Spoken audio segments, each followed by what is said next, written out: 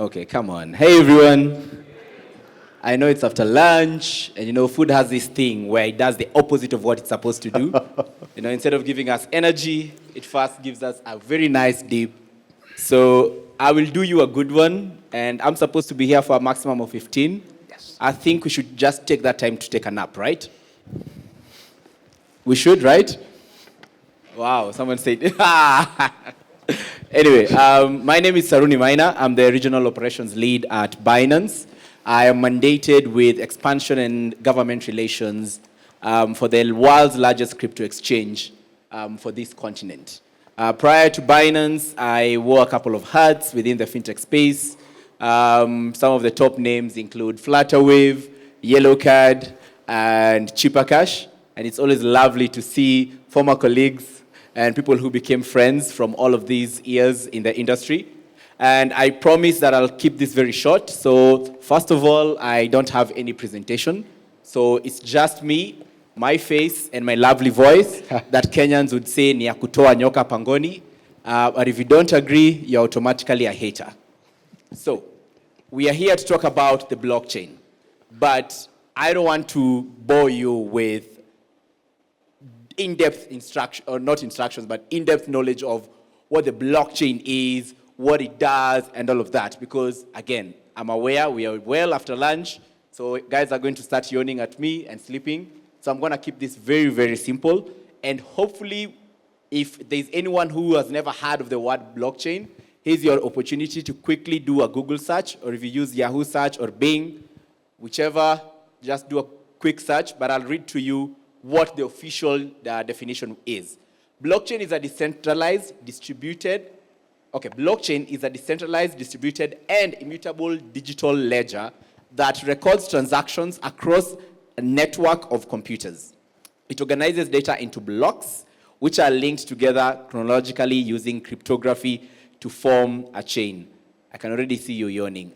Again, I'm sorry. So here's my version of the blockchain. Imagine if the blockchain was an Excel sheet, right? You see the way nowadays we have an online Excel sheet spreadsheet that you can actually share with your colleagues, and you can see who edited what at what time. So now imagine blockchain is that, but has one step further, whereby if I was to make an edit to, let's say for example, we have a spreadsheet that shows revenue that came in for company X, and I was to edit the number of that revenue, let's say from 1 million Kenya shillings to 101. It wouldn't just be accepted into the spreadsheet.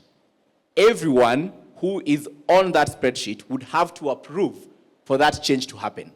And this is similar to even any entry. If I make an entry, this is shown to everyone else. So that is my simple definition of a blockchain. There's more intricacies into it. It might not be 100% accurate, but I find it that easier so as not to bore people. All right? So, fun fact as well, Kenya just passed the Virtual Asset Service Bill. So that means anyone within the crypto space, you don't need to hide anymore. You don't need to run away anymore. It's legal fully. Your president wants you to trade, wants you to do crypto stuff. Yeah, I can see someone celebrating. Now you can open bank accounts. I know Tando is very happy about that. Finally, getting legalized.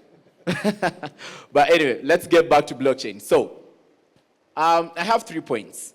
Blockchain in banking, blockchain in mobile money, and blockchain investments. And I want us to look at these in ways, how can blockchain actually be used to better these industries, right? How can we use the blockchain to ensure that we are moving towards the right direction? Kenya and Kenyans are very innovative. M-Pesa was started here in this country. There is controversies over who started it, who stole what, but the fact is we started using it, so we will own it that way, right? Exactly, clock it. Unfortunately, it seems when it comes to other financial innovations, we're a bit more wary. Or maybe it's our government that's a bit more wary. But an interesting fact, before M-Pesa ever became publicly known as what it is today, M-Pesa operated illegally.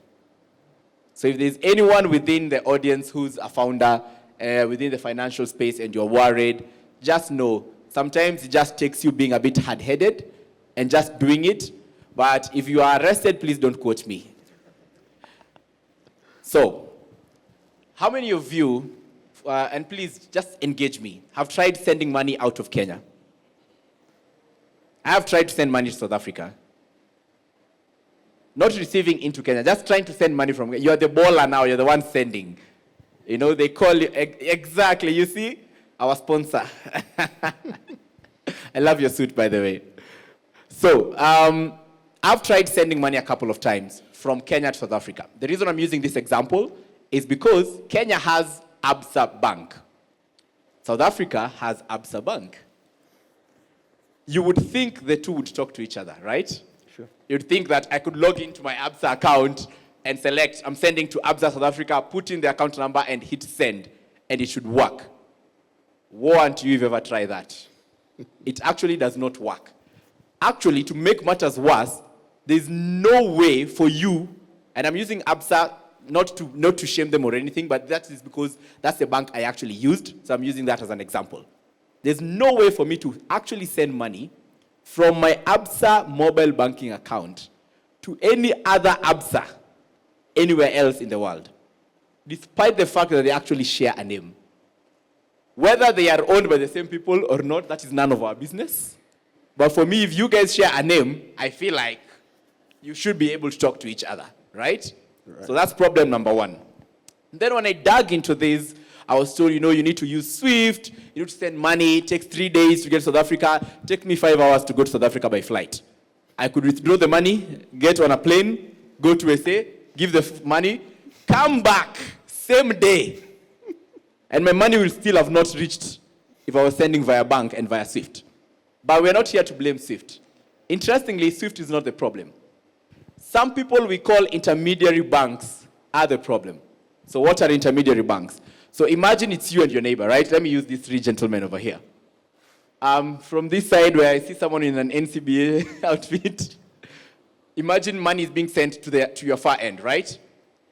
In the middle, you have an intermediary bank. That's just one. So it means you need to talk to this guy, tell him what you want to send, and then this person will pass that on that message. So imagine if you had like 4 or 5 intermediary banks that needed to talk to each other, agree on a rate, accept to take the liability of the funds, and then pass it on. And every intermediary bank takes a small chunk of your money. So if you're sending 1,000, the 1,000 becomes 9,999. By the time it's reaching your recipient, it's 99 with a 0 instead of all of it being 1,000. Someone along the way had to get paid for their service, but it's okay. So what can we do to change this? Here's a wild idea. What if Swift, if not all the banks, because sometimes, we might tell banks that they switch to the blockchain and they look at you badly, but what if Swift or someone was to build a blockchain version of that? Cut off the intermediary banks, and what happens in this particular case? We have direct communication between Bank A and Bank B. So, back to my Absa example. This would work very well with banks that actually share, a UBO or some sort of co-ownership. So you could imagine if Absa had their own private ledger, right? Blockchain in this case. And they were able to move money between, or just move instructions, because actually money doesn't move, right? It's instructions. And instruction is what is sent. And they are able to move these instructions within the blockchain itself, whereby you tell the bank in South Africa, Saruni in Kenya wants to send person X this amount of money. We verify that he has the money in the account. We are going to deduct it from his account. So you guys, we are going to send this via stable coins. We'll convert it, send it out, you receive it, and it's paid out. That is how much faster, how much more efficient it could work if the blockchain was implemented. And funny, because when I had conversation with some bankers, they said that blockchain is illegal. Blockchain itself is not illegal. It's a technology. Anyone can use blockchain even if crypto is made illegal. That is a ledger that can be made use of. You don't need to worry about, what will CBK ask? What will this other person ask? If they ask you, send them to me. Anyway, another example of how ledgers and the blockchain can actually be used in our banking infrastructure. How many of you, okay, maybe you might not want to use this, but I'll give my own personal example. I have taken facilities from the bank. Facilities means either personal loan or financing something, a house, a car, whatever. And if you take a facility from a bank that you don't use, right? So let's say, for example, I'm banking with Bank A, and I want to use a facility from NCBA, for example, or Stanbic or whatever. Because I don't bank with them, they don't have my history. They don't know how much I transact within the account and everything. So what will they do? They'll ask you to bring your 6-month statement, employer, whatever, all of those things, right? So if banks within a jurisdiction, I'm not even being crazy while saying that we need to move this into the whole of Africa or the whole world. We could start with baby steps. If banks within a jurisdiction could just have all of this data in a hashed manner, which means it's encrypted, on a blockchain, and it might be a private blockchain, because now there's private blockchains. So those who are not authorized to see will not be able to see it. But in this case, what happens, if I want a facility from Bank B, I don't need to give all of that information. What do they need? My name, probably, and my ID number, and they're able to see all my history. This is how I've been banking, this is how I've been moving money, and they're able to make a quick decision whether they will offer me this facility or not. Similar to credit rating. As much as it is accessible, I can make an educated guess. It's probably an Excel sheet somewhere where they just update what your credit rating is, and this is shared. But it could work much more efficiently around the world if all of this was on a blockchain. Because again, remember my example, or my description of what the blockchain would be. All right, so let's move on. My time is almost up. Blockchain in mobile money. So here's something. I'm glad today I haven't seen anyone that I know from Safaricom or M-Pesa, because I don't know why the greenhouse has beef with crypto and blockchain. But here's something that would be very interesting if we were to, stop being a bit selfish and just agree to innovate and actually have real innovation, and move from being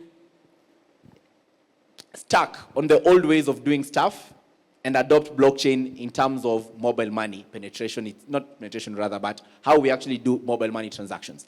The other day, there was an announcement that our lovely M-Pesa was doing an update.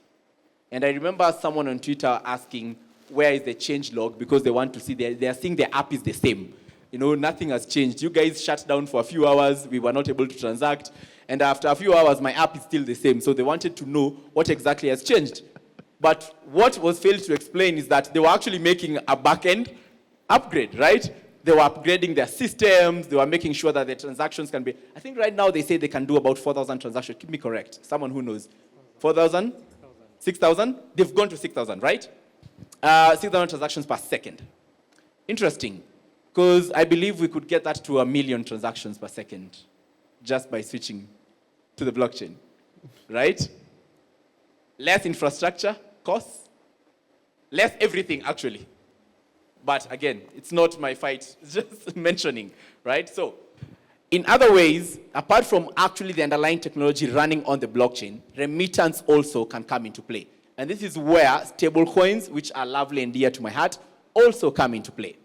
Already right now, companies like Remitly, Western Union, MoneyGram already are leveraging stable coins, especially in Africa, to do remittances. You as a receiver, if you've received funds in the near future from MoneyGram directly into your M-Pesa, there's a very, very, very high chance that those funds came in as stablecoins and were only converted into your M-Pesa at the last mile. That means whoever sent it to you must have sent it less than 10 minutes before you received the funds. Those who are older like me remember the days when you had to go physically into a Western Union branch to collect your funds after 7 working days. That means Monday to Friday and then Monday, Tuesday again. So on Wednesday is when you'll go. And you carry your ID, you carry a document to prove that you were the one who's supposed to receive those funds. And if it's a good amount of money and you don't look like you should be receiving that amount of money, they might even ask for a blood sacrifice, because why are you in Rasta receiving 1 million Kenya shillings, right? But anyway, so with technology, this has really gradually reduced, and it has come down thanks to the use of blockchain and crypto. And those two are different, by the way, as much as crypto runs on the blockchain. The other thing is, which I'm really, really hoping actually becomes a thing, and this is a pitch I'm actually going to give to anyone in the room who wants to run with this idea. We need more crypto wallets embedded into our traditional financial systems. This means we need our banks to have crypto wallets. We need M-Pesa to have crypto wallets. We need everyone, Mama Mboga, whatever, just support crypto wallets. It's now legal in Kenya. It will become properly and well legalized in terms of registrations, licenses very soon. So it's high time we start looking into this. So this means if your bank supports a crypto wallet, you can be able to simply receive, and this is already happening in Europe, receive your stable coins, because I know banks will probably never touch Bitcoin and the likes, at least for now. But you can be able to receive your stable coins directly into your bank account, and you are the one to choose when you want to off-ramp, meaning withdraw that into Kenya shillings, or just keep it as stable coins. Might also be a good way to reserve. In the US, as I go into my third one, which is blockchain investments, the US is the largest known government entity that has the world's largest reserves of Bitcoin. 198,000 Bitcoins in the US reserves. In today's value, that is $21.5 billion in reserves of Bitcoin. In 2018, when our former governor issued a letter of warning to banks to not bank anyone touching crypto, the value of crypto was slightly below $15,000. Imagine, just imagine, someone had fronted an idea, and I remember it was a headline, when he said that if he's ever caught putting our reserves in Bitcoin, something will happen to him. Now just imagine if he just took that 50% risk, because it was a 50-50 chance. Either we ignore or we do it. And said, yeah, we might take $1 billion Kenya shillings. And to the central bank, $1 billion is not a lot of money. Let's take $1 billion Kenya shillings and buy this Bitcoin, and we see, just even in a sandbox environment, let's just see. Right now, it should have been 10x that value. But it is what it is. We are here today. That's what happened, right? So, in conclusion, there's two more things that you can do in investments. Tokenized assets, and I love that I saw Project Mocha in the house, and also public fundraising. So for tokenized assets simply means you could take this building. If you were to buy this building, it would either have the full amount of this building, or you have your own group of people, or you can go to the bank to finance you to get this building. However, if someone was to tokenize the project of building this building, put it on the blockchain, and have it public, such that you who has $10, $100, you could literally buy a small token of that and own a bit of it, which you can later sell, of course, when the value of this building goes up, or when this building also has income and revenue. That's just an idea. One of the other things that we can do, and it's already being done in investments. And we've seen even governments tokenize their own bonds and such. And then lastly, public fundraising. For small companies who cannot be able to go and list into the stock exchanges, the blockchain and crypto is, your forte. Go in there, do your research, learn how you could literally have a public ledger, have people buy stocks into your company, and be able to service them as if you would if it was in the stock market. The only difference is probably take you 10 times less the effort, 10 times less the time than it would if you were to list on the Nairobi Stock Exchange, including the amount of money that you would need.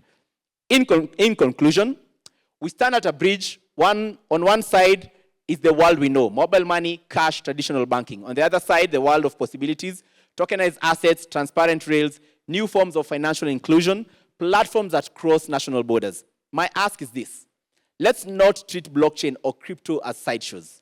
Let's integrate them thoughtfully into Kenya's broader financial ecosystem. Let's build platforms that combine mobile money, banks, blockchain, crypto, but keep the human at the center. The vendor in a Nairobi market, the rural farmer, the young entrepreneur, the small business owner. Let's use our talent, our networks, our regulatory momentum right now to lead and not follow when it comes to Africa's financial transformation. And yes, global platforms like Binance can be strong allies, and there will be many more. But what matters is local relevance, strong governance, and inclusive design. Thank you, and I do look forward to the conversations ahead.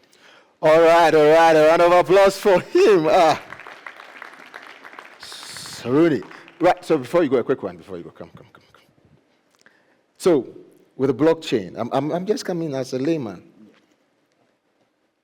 All the people on the chain needs to approve for a transaction to be done. Is that correct? They are technically not people, but yes. Layman. Yeah, in a layman, yes. So what happens when some approve and others don't approve? It means something is wrong with the data. It doesn't match. Because ideally, it should be unified. Okay. So let me phrase it this way. Assume I was to send out an alert to everyone. Right. And the alert says that I'm going to give you 1,000 Kenya shillings. Yeah. But for some reason, someone in that corner receives an alert that says 10,000 Kenya shillings. Okay. So they say, nah, you said 10K. You see, that doesn't match. So it's not going to work. Right. So that alert needs to be received by everyone at the same time, and the value has to be the same. So integrity is exactly, is at the foundation. Yeah. Let's show him some love again. Thank you so much. Thank you so much. And I send my greetings back to Larry.